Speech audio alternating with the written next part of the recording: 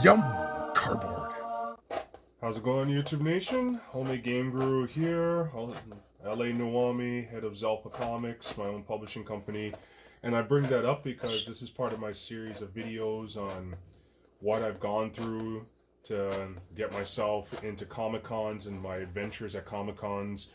I will be coming out with a spate of videos once Comic Con time winds down. I've done Fan Expo, Toronto's biggest Comic Con. It was a smaller version this year, but it actually went very well. I actually prefer the smaller edition versus their normal 300,000 plus people. I did Frightmare in the Falls, which was a great horror convention in Niagara Falls, Ontario. Always great every year. And I'm getting ready to go up to Cottage Country, which is in Aurelia. And then after that, Ottawa Comic Con, which for our American viewers is Ottawa is our nation's capital. And it's going to be my first time ever doing a convention there. And what you see me doing here is my cardboard 3D art.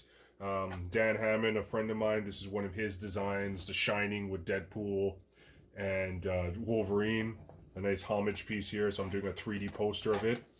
But what I want to talk about in this video is the challenges that we independent comic book publishers go through to get to where we're going.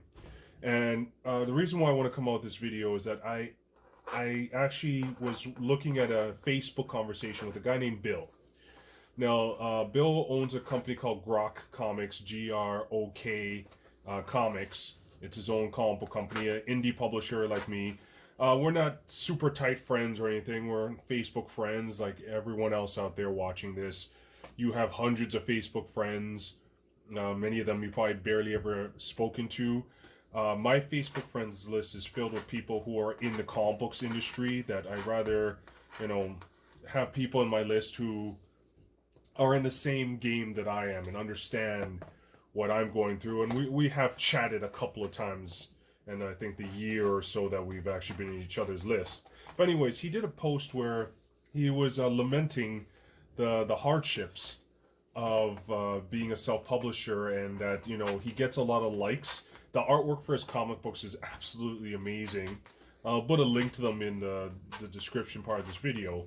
But the artwork for his comic books is absolutely amazing. And even with that, he's lamenting that, his stuff gets so many likes and nice and cools and awesomes and all that, but it still doesn't really translate into sales. And it's to the point that, he's questioning if he should just throw in the towel and give up. Now, I know deep down, I've seen his stuff, he's not going to give up. I hope he doesn't anyways. But, after not commenting on some of his stuff for quite some time, I had to, give my thoughts on what he was saying, and I get it. I get exactly what he's going through. That with me, my comic book, my claim to fame is rock, paper, scissors brought to life as an actual planetary war. It doesn't get any weirder than this. Black and white artwork, great artwork, but the concept is crazy. And, his stuff is vibrant and powerful superheroes, like some really cool stuff. So I completely get where he comes from. But at the same time, my journey has taught me that, you just got to deal with the hardships and keep on going. And that's what I'm telling for any of you who are self-publishers. It is annoying. It is incredibly annoying having to constantly deal with, people bigging you up and telling you how great your stuff is. And, this is great. I love it. It's cool, super cool, awesome, all that kind of nonsense. And then when you ask them to back your stuff, all of a sudden it's like crickets. I'm going through the same thing right now with my crowdfunding campaign. It actually happens every time I do a crowdfunding campaign. Even people I've known for years, even decades, when I announce I'm doing a crowdfunding campaign, all of a sudden everyone's gone. There's people that will not talk to me for the 30 days my campaign's on. It used to annoy the hell out of me. Now I just go with it. I don't even get upset about it anymore because there's no point. You just got to keep on going, figure out other customers, other people who will be interested in your work, and you just go from there. And the one piece of advice I gave Bill is Comic Cons. Now, he's in the US.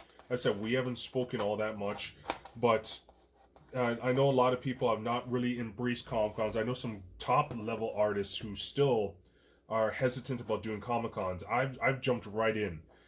Many of these shows, it's their lifeblood as well. So they need to get shows going. So they're going to do whatever's necessary to make sure that everything runs safe, that everyone follows the rules, is vaccinated, what have you, because this is their bread and butter too. So my advice to him is get into those Comic-Cons, and then even in the Comic-Cons, and I'm going to bring this up in the videos I'm going to do very soon, and like I said, I'm very looking forward to doing these, is showing you the negative stuff, or the perceived negative stuff that's going to happen in these Comic-Cons. And what I mean by the perceived negative stuff is like the rejections you're going to get. So you're going to get people who are going to tell you how awesome and cool and great your artwork are, and then they're going to completely walk by you and not buy a single thing off of you. You got to develop a hard skin when you go through this. Ultimately, it comes down to how much you believe in your product and what you're doing, the future you see for yourselves. Remember that many of the top concepts out there, Teenage Mutant Ninja Turtles, God, I should be able to name a whole bunch of indie ones, The Goon, Hellboy, all these great indie books were once just some idea. Matt Wagner's Grendel, which is now getting a movie.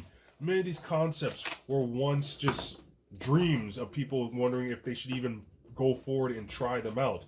And they ultimately did, and they did the hard work to get them out there. When I started in 2016, when I finally started Zelda Comics, and the reason why it's called Zelda Comics is in honor of my grandmother, who at the time I was telling her, I want to publish comic books, I want to do this and that. And eventually she just told me, you know what, just do it. She sent me a little bit of money, not like a huge amount, but she sent me a little bit to just get the ball rolling. And she's like, just do it. Stop talking about it and do it. And my mother was also a huge influence for me. This is why my company's been renamed Carazelfa Collectibles. But anyways, it's like, yeah, just go do it. You don't know until you try. And you're going to get those hardships, but it's up to you to fight through those hardships. It's up to you to figure out how on earth you're going to get people to take this new idea of yours and accept it. And that's ultimately what I started doing. So I started off in 2016, did Fan Expo, the biggest Comic-Con in Canada, started off big, and I learned some hard lessons, which again I'm going to show, and I will get to in these series of videos. But yeah, there's times where I went to different conventions and I made barely anything. I incurred losses for the first few years of doing Comic-Cons because I just wasn't getting people to buy my things. It was such a weird idea, living rock, paper, scissors. But instead of giving up, what I did, I started refining my elevator speech. I started thinking of, okay, every new customer I got, or every patron I got to my table, let me pitch a new way of enticing them for the book. And then I started realizing that certain ways of doing it were resonating. So I'll even give you the elevator speech I did for this one. Pretty much someone comes up to my table, I see that they're kind of looking at my stuff, and I was like, let me introduce you to the craziest comic book you've ever heard of. I guarantee it. So right there, I just dared them with something, telling them that I can prove something to you, and all I need is a little bit more of your attention. And they're like, okay, you got my attention, go ahead. And then I start right up. So my book starts very lightly. It's not this issue. I'll have issue number 1. This is issue number 3. But like the book starts very lightly with the genocide of the papers by the Scissors Empire. Almost automatically that gets a laugh or a chuckle. And then the papers escape. They find these indestructible rocks with only one weakness. They're claustrophobic. Bam. I get another chuckle. And then immediately after that I say, then my book gets weird. And from there I do the full sales pitch. I've already hooked them with some humor. And, it took me a couple of times to figure out this elevator speech to get them into my book. And many times it works. And I've sold out of the first print of issue number 1, the first print of issue number 2. I have all 4 issues done. I sold out of the trade paperback. And again, I'm not saying this to brag. I'm saying this because I had to learn the hard way through a lot of rejection, a lot of losses at shows, that I have to keep on refining and figure out ways to get people interested in what it is I'm trying to sell them. So, I'm not criticizing Bill whatsoever because I don't know the full story of what he's doing. But like I said, I feel his situation. I feel the frustration. I don't make money off online sales at all. I don't make spit off online sales. My bread and butter is Comic-Cons. That's where I make my money. And I make my money at Comic Cons because I can fully explain and tell people what it is that I'm offering them. What is unique about my book versus everything else that's at a convention. And it's not easy either, because at conventions there's so many things grabbing people's attention. There's pop figures, there's the mainstays of Marvel, DC, Image, Dark Horse, the main companies, and people selling established comic books. And then you have all your other independents doing the exact same thing. But I did allude to this in one of my earlier videos that I love this industry because even though we independents are in competition with each other, there's still a respect. And I have pushed my customers to go check out other independents, and other independents have done it for me because we're all in the same boat and we're all trying to achieve the same thing. So ultimately, I know it's frustrating for any of you self-publishers out there, and not just comic book guys, people who are novelists, because one of my good friends is a novelist. My friend Maddie, who I showed you in some of my videos, and I'm going to show you many of my upcoming videos, who writes novels and choose your own adventure kind of books. And he even had his frustrations and doubts. He's an amazing, amazing writer. And when we went to shows, he was feeling frustrated same ways, and I had to help him. And he's a very sociable guy. I'm the loner. He's the sociable one. But he wasn't finding the right balance, the right things to say, and we worked on it. It took us about 3 shows before he got his elevator speech down and learned how to judge patrons. There's some people, and you'll learn this as you do shows. There's some people who you'll come to your table and you won't even say a word to them because you already know they're not going to buy off you. It takes time, and it takes observation and understanding who your customer base is and trying different things to get to that point.